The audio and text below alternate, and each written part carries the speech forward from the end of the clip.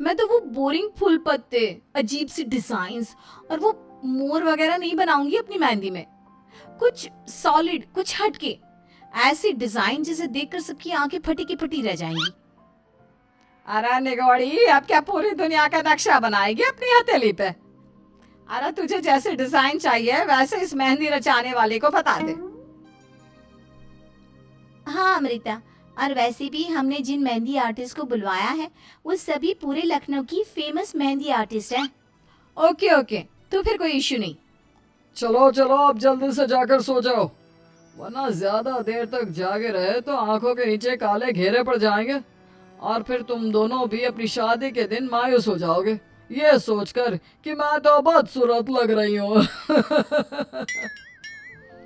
ये कहानी है जुड़वा बहनें रिद्धिमा और अमृता की।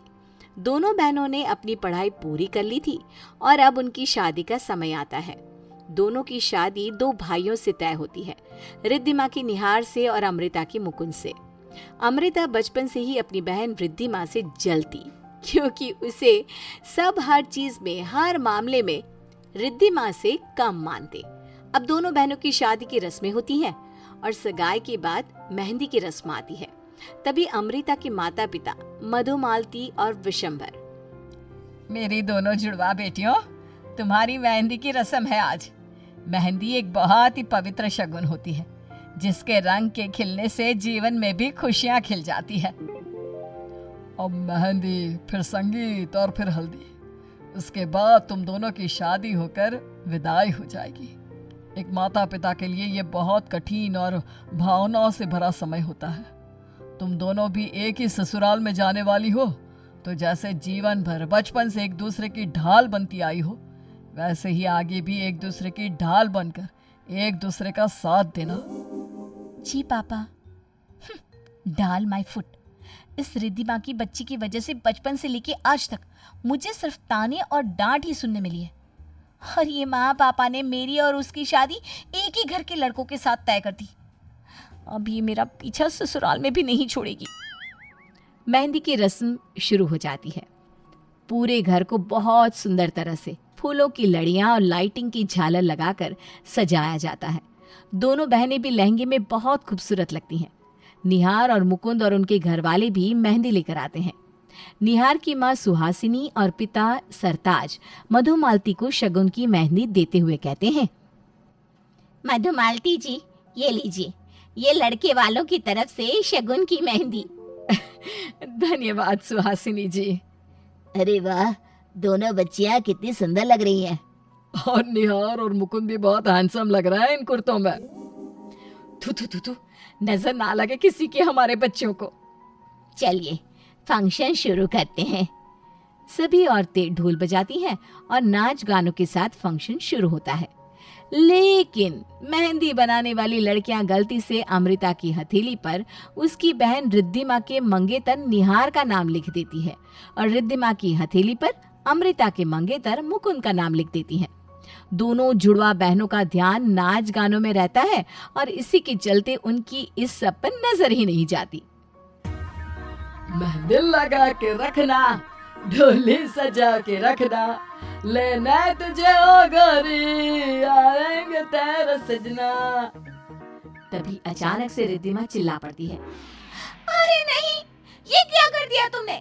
ये तो मेरे होने वाले देवर का नाम है। और इन लड़कियों ने मेरी हथेली पर भी मुकुंद जी की जगह निहार जी का नाम लिख दिया है। हाय दैया, माफ कर दीजिए दीदी, वो हमें लगा कि आप रिद्धिमा दीदी हो और आप अमृता दीदी, दोनों की शक्ल सेम है ना, इसलिए। अब आप दोनों जुड़वा हो इसलिए ऐसा हुआ, तहे दिल से माफी चाहते हैं। मधुमालती जी माफ कर दीजिए। ओफो, अब ये अनर्थ तो कर दिया, अब माफी मांग के क्या फायदा? मेरी दोनों बेटियों के देवरों का नाम लिख दिया, गधेड़ी कहीं की। अरे पूरे लखनऊ में तुम्हें किसने फेमस बनाया? जरा उस कलमुहे का नाम तो बताओ। मधुमालती जी रहने दीजिए ना, अब क्यों खामखा इन पर चिल्लाना। जाहिर सी बात है, ह्यूमन नेचर है, कोई भी कंफ्यूज हो ही जाएगा। हाँ, और वैसे भी ये रस्में और रीति रिवाज तो बस कहने और करने वाली बातें हैं। मेहंदी है, कुछ दिन बाद रंग चला जाएगा। अब ये फसाद यहीं पर निपट जाता है। फिर रात में जब अमृता अपनी सहेलियां कनिका और टीना से एक आइसक्रीम स्टॉल पर मिलती है तब यम, क्या आइसक्रीम है यार यहाँ की। बात तो सही कही तूने कनिका, अब से ना मैं यहाँ रोज आया करूंगी। हाँ हाँ, अब तो अपनी शादी के बाद तुम मुकुंद जीजू के साथ रात में बाहर घूमने जाने के बहाने बनाती रहेगी। पर एक बात कहूँ अमृता, बुरा मत मानना, लेकिन तेरी जुड़वा बहन रिद्धि माँ का मंगेतर निहार जो है ना, वो मुकुंद से भी ज्यादा अमीर है। बहुत सारे पैसे कमाता है, वो एक बड़ी पोस्ट पे है। लेकिन मुकुंद वो तो बस ढीला ही है। क्या?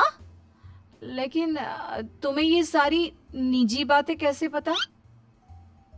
अरे यार, हम दोनों तो तेरे होने वाले ससुराल के सामने की गली में ही तो रहते हैं बहन।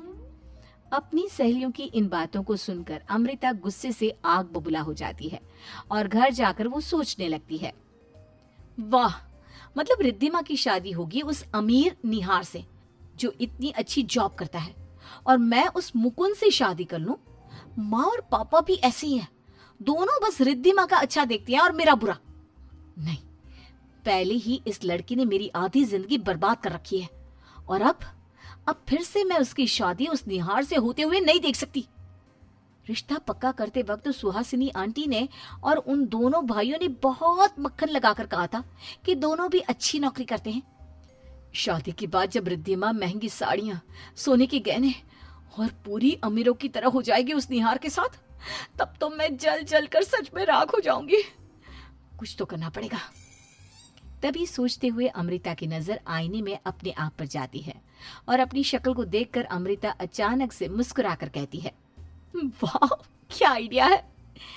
चलो, आखिरकार लाइफ में पहली बार जुड़वा होने का कुछ तो फायदा होगा। वैसे भी जाने अनजाने में ही सही, किस्मत ने निहार का नाम मेरी हथेली पर लिखवा ही दिया है। अब जब निहार जी के नाम की मेहंदी रची है तो अब शादी भी निहार और अमृता की ही होगी। मंडप में घूंघट की आड़ में निहार जी के बगल में बैठ जाऊंगी और सबको लगेगा कि मैं अमृता नहीं रिद्धिमा हूं। हल्दी की रस्म के बाद शादी के दिन मंडप में दोनों दुल्हन घूंघट में मुंह छुपाए रहती है और दोनों दूल्हे भी सहरा बांधे हुए रहते हैं, जिससे उनकी भी शक्ल सहरे के पीछे छुप जाती है। और इसी का फायदा उठाकर रिद्धिमा से पहले अमृता निहार के बगल में जाकर बैठ जाती है और फिर पंडित जी मंत्रों का उच्चारण शुरू करते हैं और वरमाला और 7 फेरों के बाद दोनों जुड़वा बहनों की शादी हो जाती है। विवाह संपन्न हुआ।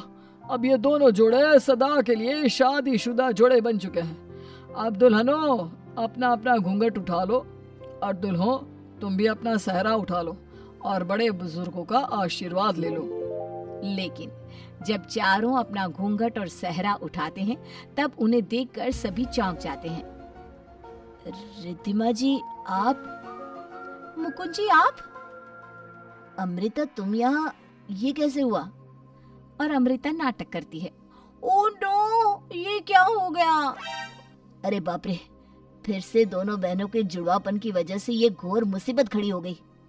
लेकिन यजमान, यूं हथेली पे गलती से नाम की मेहंदी रच जाना और अब यूं इस तरह जाने अनजाने में हुई भूल के कारण दोनों बहनों की और दोनों दुल्हों की अदला बदली, ये कोई गलती नहीं, ये तो स्वयं ऊपर वाले का इशारा है।